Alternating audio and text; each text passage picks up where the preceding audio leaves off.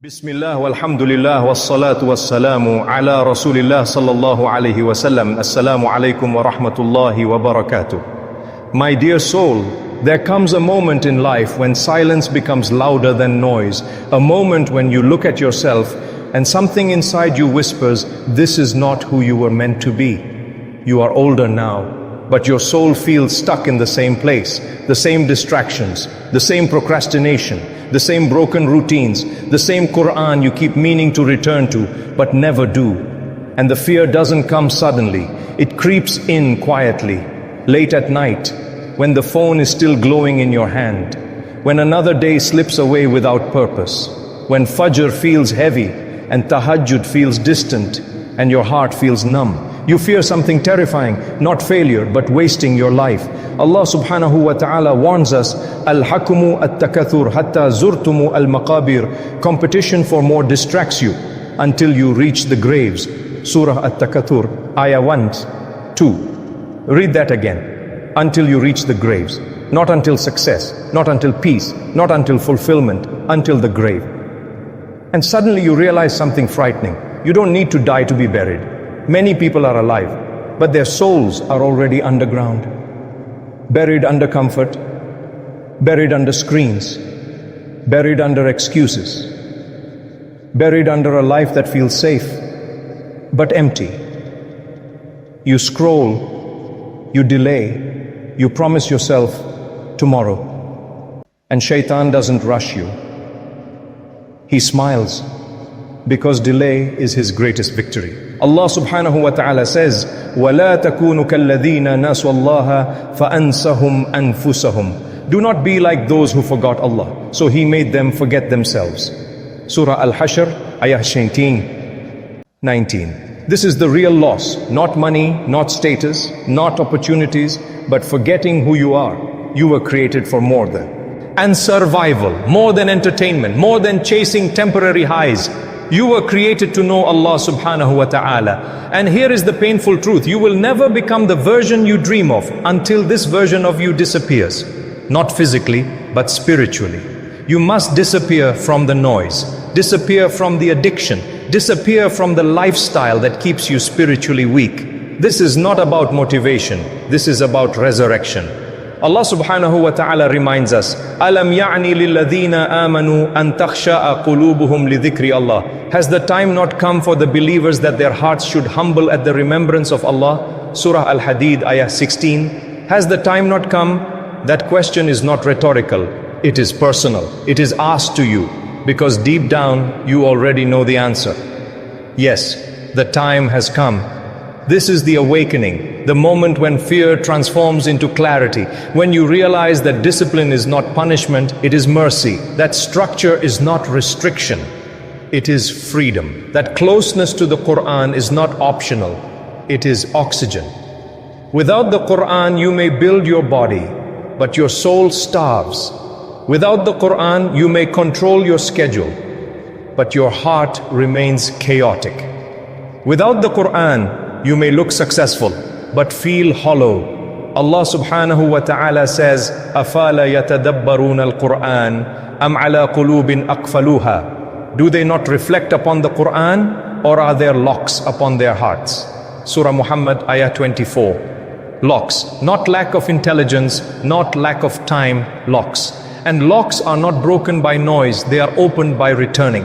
This is why transformation in Islam always begins the same way. Not with habits, not with goals, not with systems, but with the heart.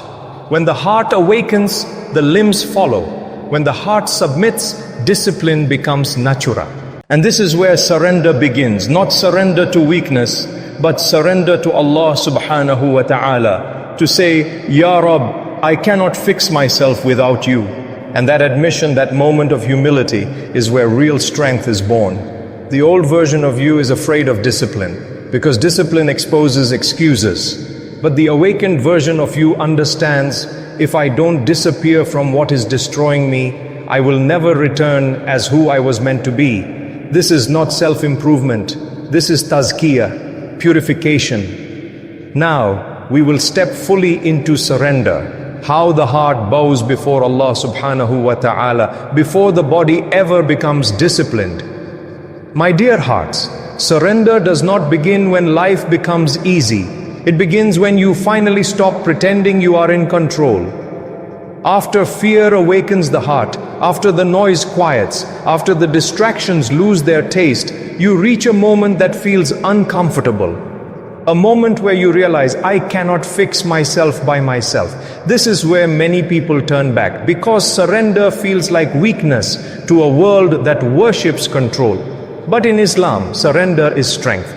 Allah subhanahu wa ta'ala does not ask you to carry what was never yours to begin with. He says, La yukallifu Allahu nafsan illa wus'aha. Allah does not burden a soul beyond what it can bear. Surah Al-Baqarah, Ayah 286. Yet we burden ourselves with expectations, with comparisons, with impossible timelines, with guilt that paralyzes instead of purifies. Surrender is the moment you put that weight down. It is the moment you whisper, not loudly, not dramatically, but honestly, Ya Allah, I need you. Not as a slogan, not as a caption, but as a confession, because the heart cannot be disciplined until it is first submitted. Allah subhanahu wa ta'ala tells us the secret, وَمَنْ يَتَوَكَّلْ عَلَى اللَّهِ فَهُوَ حَسْبُهُ. Whoever relies upon Allah, He is sufficient for him. Surah At-Talaq, Ayah 3, sufficient. Not partially helpful, not emotionally supportive, sufficient. But her. There is the misunderstanding. Tawakkul is not passivity. Surrender does not mean you stop striving. It means you stop relying on your ego and begin relying on Allah subhanahu wa ta'ala. Look at the life of Musa alayhi salam.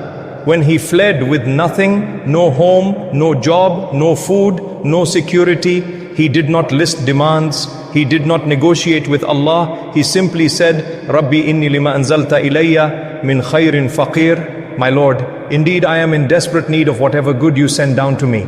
Surah Al-Qasas, Ayah 24. That is surrender. No entitlement, no conditions, no pride. And what followed?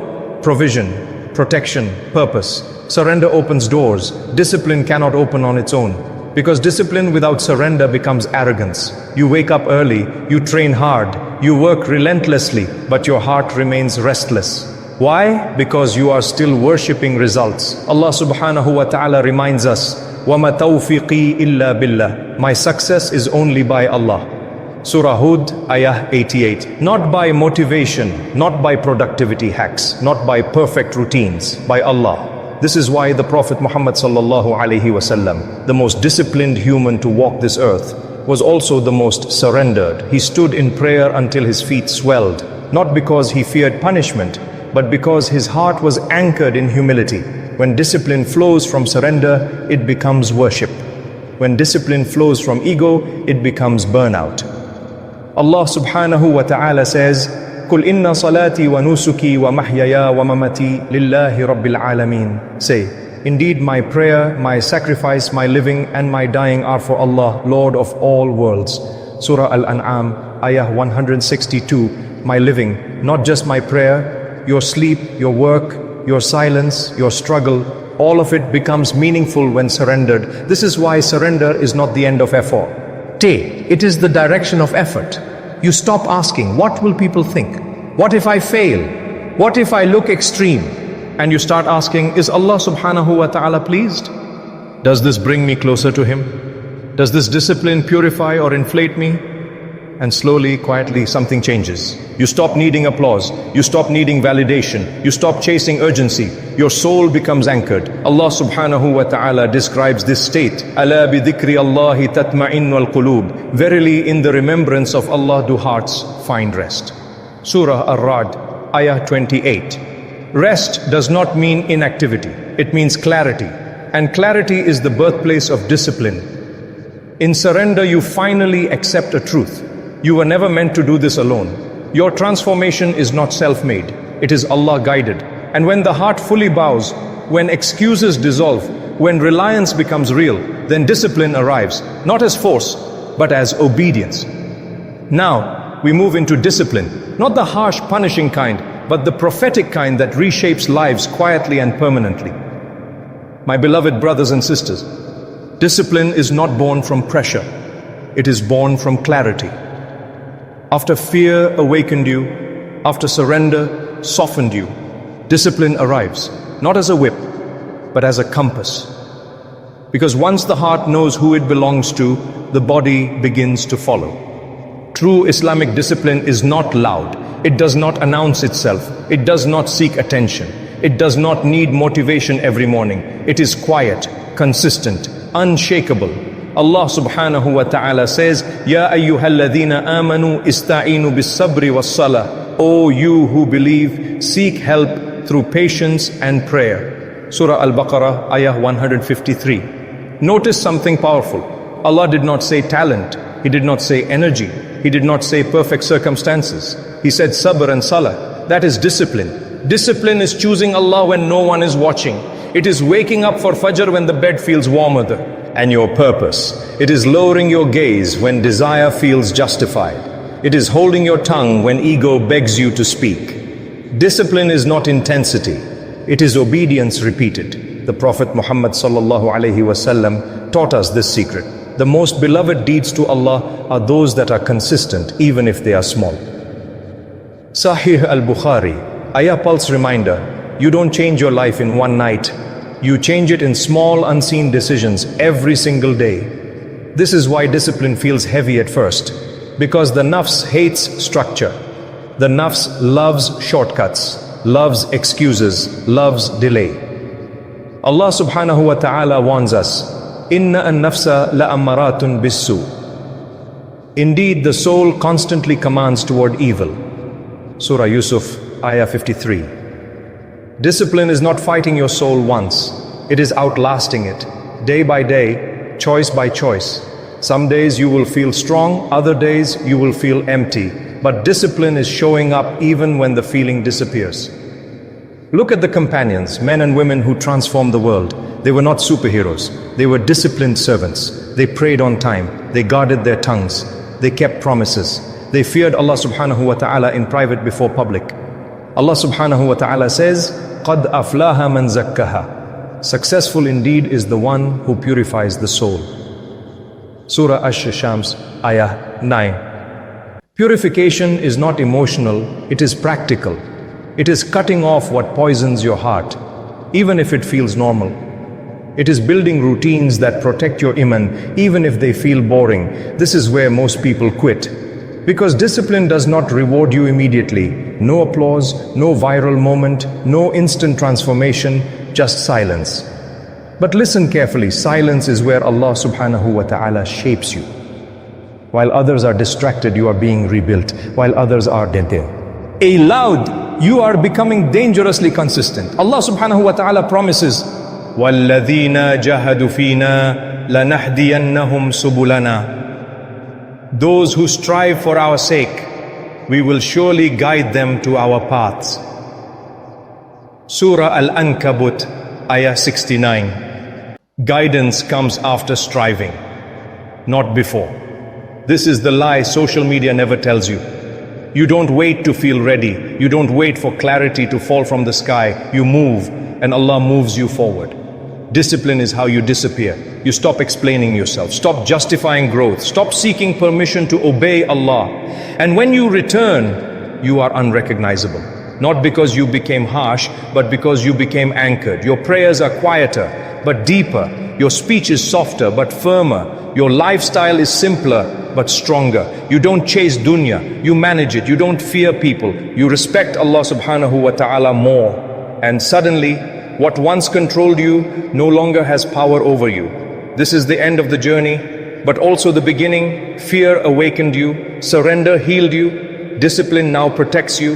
And if you remain here, consistent, sincere, unseen, Allah subhanahu wa ta'ala will elevate you in ways no human ever could. Because the one who disciplines himself for Allah will never be humiliated by the world. Ya Allah subhanahu wa ta'ala, إِذَا دَقَتْ بِنَا الدُّنْيَا فلا تغلق أن أبواب رحمتك يا رب كسرنا فلا تجعل كسرنا بعدا عنك تعبنا فلا تجعل تعبنا هرمنا من قربك يا الله إن نخاف أن نموت وقلوبنا بعيدة عنك فردنا إليك ردا جميلا يا الله إن شغلنا الدنيا فذكرنا وإن غلبنا النفس فقونا وإن كسرتنا الذنوب فاغفر لنا يا الله إن لما أنزلت إلينا من خير فقورا املأ قلوبنا نورا وصدورنا طمأنينة وأعمارنا طاعة يا رب لا تجعلنا ممن يعرفونك بأسمائك وينسونك بأعمالهم اجعلنا ممن إذا خلوا بك باء كاو وإذا ذكر اسمك ارتعدت قلوبهم يا الله خذ بأيدينا إليك أخذا لم ترضى أن نبقى دونه يا الله subhanahu wa ta'ala, when this world feels tight around us, do not close the doors of your mercy upon us. Ya Allah, we are broken. Do not let our brokenness distance us from you. We are exhausted. Do not make our exhaustion a barrier from your closeness. Ya Allah, we fear dying while our hearts are far from you. So return us to you with a beautiful return. Ya Allah, if the world distracts us, remind us. If our ego overpowers us, strengthen us. If our sins crush us, forgive us. Ya Allah, we are truly in desperate need of every good you send down. Fill our hearts with light, our chests with peace, and our lives with obedience. Ya Allah, do not make us among those who know you by name, but forget you in action. Make us among those who cry when alone with you, and whose hearts tremble when your name is mentioned. Ya Allah, take our hands and bring us back to you, a return after which you are pleased with us. Amin. Amin. Ya Rabb al-Alamin.